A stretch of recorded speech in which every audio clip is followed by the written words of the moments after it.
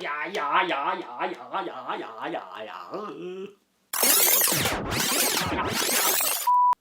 there guys, and welcome back to my channel.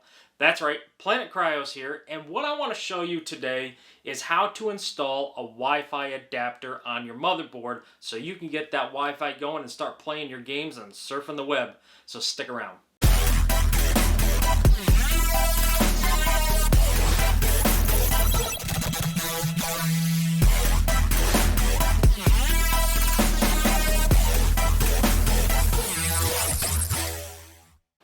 Alright, so in my last video, I actually showed putting in a graphics card into a PC that we're giving to my girlfriend's son.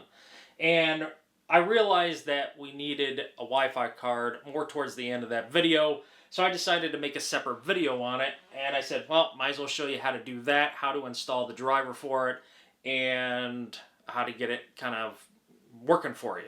It's pretty easy. It's not too difficult. Now, you can actually buy any of these Wi-Fi cards. You can actually, let me just back up a second. You can actually go as cheap as buying one of these. It's a USB Wi-Fi adapter. It literally plugs into your Wi-Fi, or into your USB, one of your USB connectors on your computer, whether it's a laptop or a desktop. These have a limited range, but they're pretty good and relatively cheap. You can get these for about $10, $20. And if you want to take it a step further to make it slightly more permanent, you can go for like TP-Link, like I have here. Asus makes them. There's a bunch of other brands that actually make them. This is TP-Link, and this is an AC1300. This is a dual channel, so you'll get your 2.4 gigahertz channel, and you'll get your 5 gigahertz channel. Now, if you can, you want to run on a 5 gigahertz channel. You're going to get faster speeds. If you're just surfing the web and not doing much but email, you know, you could get away with the 2.4. Usually, I put my printers in the slow stuff, running on the 2.4. Usually, printers can't run on the 5 gigahertz anyway, so... But anyway, with that said, you want to run on the 5 gigahertz as long as you can. If you have a capable router, like a Wi-Fi 6 router, you may even want to invest a little bit more into a Wi-Fi 6 Wi-Fi adapter. Now, this is not Wi-Fi 6, but this is still going to be great for gaming. This will get up to, what is it, 867 megabits per second. On the 5G network, and 400 megabits per second on the 2.4. So anyway, this one's a pretty decent one, and I will show you the actual size of it right here. This is it. I'm holding it in my hand. Now this is the unit. You're not gonna see any of this part after it's in the computer. These little pins go in the PCI Express slot, or PCIe, and these guys are the antennas. Now you're not going to normally stick them out like this. I just screwed these on, and these can bend up, and what you're going to do is these are free rotating, so once they're bent, you can actually rotate them, keep rotating them in the direction that you would thread them on, clockwise, and then bend them to the position that you want. They only bend one way, so don't try to force it back the other way or anything like that. But you can see that they go at a 90, and you can see how they're all not really facing the right way, so you want to bend these. So it's going to sit in the PC like this, so you go clockwise, and you get them up so they're about like that, and something like that. And you can play around with the antennas if you got a weak signal or something, but they should be pretty good as long as you're not too far away. So the only thing you're going to need is it comes with the antennas. Most of the time it comes with your driver CD. Now, I don't know where my driver CD is because I've had this for a while. This actually came out of my father's PC because I upgraded his. So I don't know where the driver CD is. It's not a big deal. I have another computer.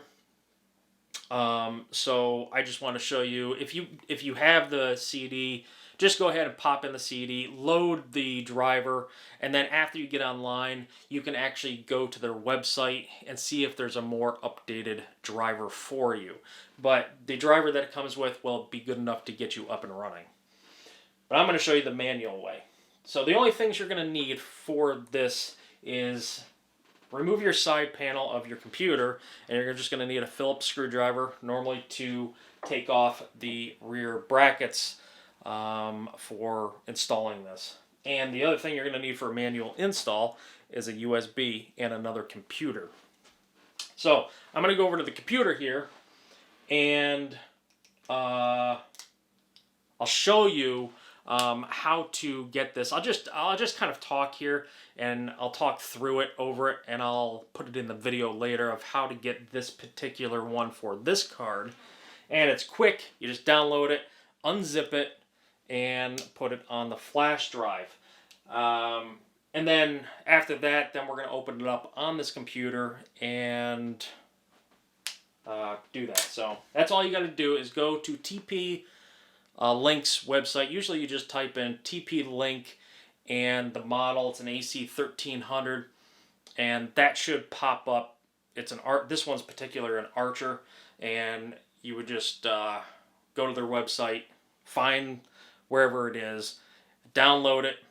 This was version 1.8, but it's good for Windows 10 and 11. It was version 1. It was version 1.8, but it was version 1 and 2 for the download. So it's a little confusing how I'm talking, but it's pretty easy. Okay, so as you can see, here's our graphics card right here, and below it we have 1, 2, 3, 4 slots, and there's actually a slot directly above the card too, but we're not going to use that slot. I don't want to get this too cluttered up here if we don't have to. Now we could come all the way down to the bottom, but that will possibly share a bandwidth with this graphics card, so we don't want to do that if possible. So we want to use one of the ×4 or the ×1 slots if we can.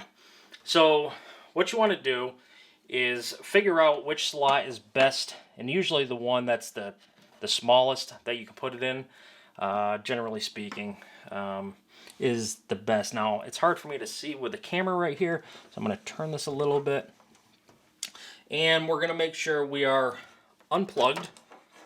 Unplug your computer, and because it was powered on, so I just want to make sure that that is off. Okay, so now that's drained, and we're going to put it in this slot right here, which is the second one up. I know this is kind of hard to see with this in the way, but there is one right here. Let me get that light in there for you. And we're going to go right here. So we have to figure out which slot we need to open. And it is going to be the second one up, it looks like. So we're going to remove that and give it a try. So just take your Phillips, take the screw out, take the bracket out. Okay. Save these. Put them somewhere where you're going to know where it is, maybe in your motherboard box. And since I have the antennas on, we're going to slip it in just like this. Now you don't have to do it with the antennas on. And then you're going to line up this bracket right here. And I'm going to get you a little closer. Okay, so what you're going to do is you're just going to feed it in, and you can see where it lines up with the PCIe Express slot. And once you get it just to sit in there a little bit, you're going to give it a little extra push, just like that. Now it was caught right here, and that's why I had to lift it just a little bit. But that's how it goes in. Now these come out just as easy, but you have to pull it. These bigger slots down here have a little retention lever that you have to push, or a release lever. So again, just put it in like this. See, it's resting there. Lift up on it a little bit, push it in. And we can put the screw back in. Snug it up, but don't over tighten it. And you're done. Okay, so now that you're all set and you have that installed, go ahead and plug your computer back into power and start it up. Take your thumb drive that you went ahead and downloaded your driver on from another computer. Let's get us on the screen of the correct computer now. Okay, I'll bring this out a little more towards you. And we'll install this. Go to where your downloads are. Or not your downloads, excuse me, that would have been in the other computer. I have it on this hard drive, which I have a bunch of stuff in. I have it under the TP-Link AC1300. I've already extracted these files and put them in this folder. And we're going to click on setup.exe. And that is what we're going to, that's what we're going to use there. Double click on that. Go through your prompts. Right now it's searching for the adapter.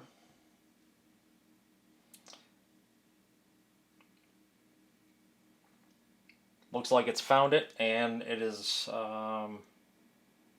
installing the correct files. And we'll see how long this takes. Doesn't look like it's going to take too long. We're already at 100%. And driver is installed. Now you can connect your computer to the Wi-Fi. So let's go ahead and sometimes you should do a reboot. I would actually recommend that. So let's just give this a restart. Since there's a new driver installed, I like to restart the computer, make sure everything takes effect. And after this reboots, we'll go ahead and we'll see if we have internet. Not that I could get on the internet because I have passwords for my internet, but I'll be able to at least see it. That's what our goal is, to see it so we can actually hit connect and then type in our password. This computer boots very fast. I mean, it doesn't have anything on it but a couple little programs. But this computer is Generation 6. It's got a 6700K in it. With a Z170 gaming or pro gaming motherboard from Asus. Great condition. All right, so I'm going to get you a little closer and let's just find out if we have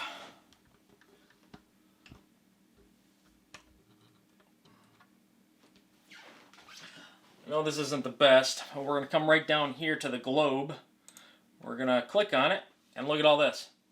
These are all the different users that we have. So, yeah, it sees them all. So we are good. It's seeing some neighbors. It's seeing mine. It's looking pretty good. So that's what you would do. You would go ahead and click on your network and then log in.